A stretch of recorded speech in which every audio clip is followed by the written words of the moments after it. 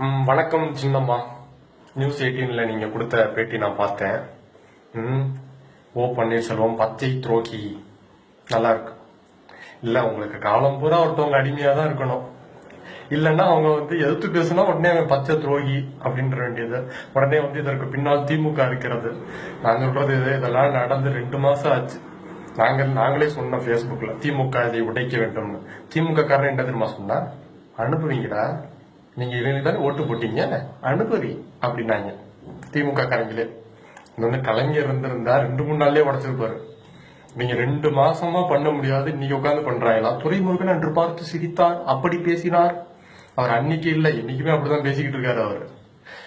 ஜெயலலிதா பதவி ஏற்க போனப்பயே ஸ்டாலின் வந்தாரு. நீங்க வேணா அவங்க எதிர்கட்சியா பார்க்காம எதிரி கட்சியா பார்க்கலாம். என்ன சொன்னீங்க? மக்கள் விரோத செயல்களை செய்யும் திமுக எதிரியா தான் பார்க்கணும் அப்படின்னு சொல்லி ஜெயலலிதாவே என்னிடம் பல முறை கூறினார். எது மக்கள் விரோதம்? இல்ல, எது மக்கள் விரோதம்? இப்ப எல்லா மக்களும் உங்களுக்கு எதிராக இருக்கிறதா ட்விட்டர்ல ட்ரெண்ட் ஆச்சு. பன்னீர்செல்வம் இன்னைக்கு ராஜினாமா கடிதம் கொடுத்த உடனே அது தெரியுமா உங்களுக்கு?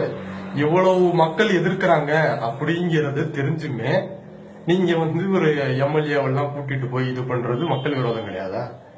இன்னொன்னு, நாங்க உங்களுக்கு ஓட்டு போடல, மாண்புமிகு முன்னாள் முதலமைச்சர் ஜெயலலிதா ஓட்டு போட்டோம். ஓகேவா? அவங்களும் சொன்னதில்லை எனக்கு அப்புறமேட்டுக்கு சசி தான் வருவாங்க, சொன்னது கிடையாது.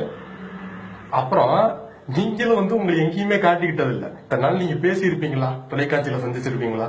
எதுவுமே சிந்திச்சது இல்ல. இப்ப திடீர்னு நான் தான் இது அப்படிங்கிறது இது மக்கள் விரோதம் கிடையாது. எங்கிருந்தோ யாரோ நான் தான் அடுத்து எடுத்துக்க போறேன். இப்ப பன்னீர்செல்வம்னா அவர் 2 தடவை ஜெயலலிதா கை காட்டியிருக்காங்க. இப்பவும் பன்னீர்செல்வம் சொல்றது என்ன? மக்கள் ஆதரிக்கக்கூடியவர்கள் தான் எதுங்கிறாரு. மக்கள் விரோதமா அவர் எதுவும் பேசலையே.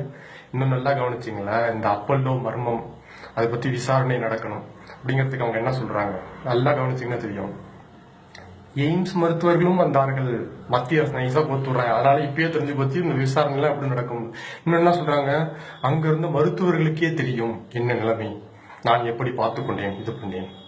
மருத்துவர்கள்லாம் வருவாங்களான்னு இந்த மாதிரி இப்படி ஆயிடுச்சு அப்படி ஆயிடுச்சுன்னு சொல்ல வருவாங்களா? நீங்க மிரட்டினீங்கன்னு சொல்லி சொன்ன முதலமைச்சருக்கே நீ இந்த கதி. அவங்க எல்லாம் சொன்னாங்கன்னா அவ்வளவுதான் உயிரோடு இருப்பான்னு நினைக்கிறீங்க? மருத்துவர்கள் இன்னைக்கு சொல்லுவாங்க இப்படித்தான் நடந்தது அப்படித்தான் நடந்தது சொல்லிடுவாங்க. எல்லாம் மருத்துவமே படிக்கல, இவன் வாங்கியிருக்க சர்டிபிகேட் போலி அப்படின்றாங்க.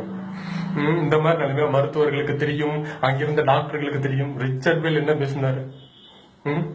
ரிச்சர்ட் பேலுக்கே இந்த நிலைமைன்னா மித்தவங்க எல்லாம் ஐயோ ஐயோ.